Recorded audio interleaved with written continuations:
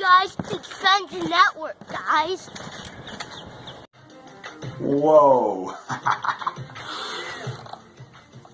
Your network determines your net worth. I'll say it again. Your network determines your net worth.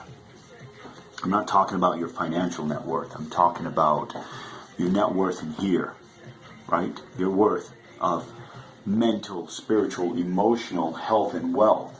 How we operate, how we view life, what our life looks like.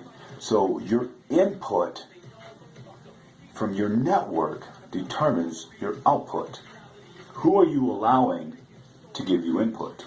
What does your circle of friends look like? Are they empowering? Are they detracting?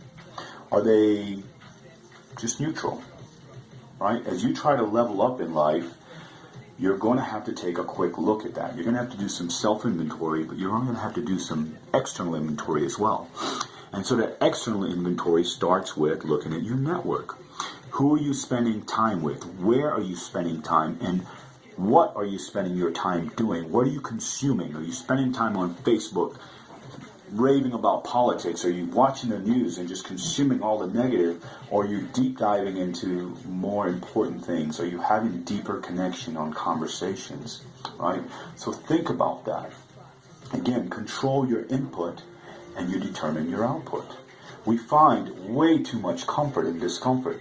It's hard to change. It's hard to present yourself as a person that you want. It's easy to conform. It's easy to get caught up in discussions around politics or, unimportant things or whatever is going on in the external world.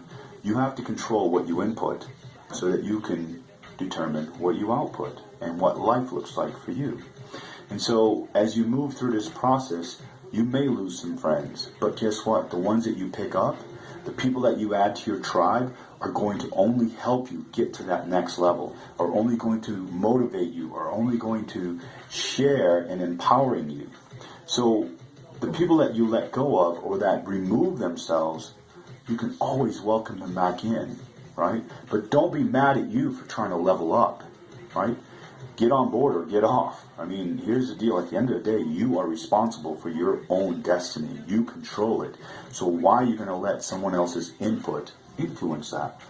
So keep in mind, the input controls our thoughts. Our thoughts turn into actions and words. Our actions and words determine what our lives look like. Take full control of that.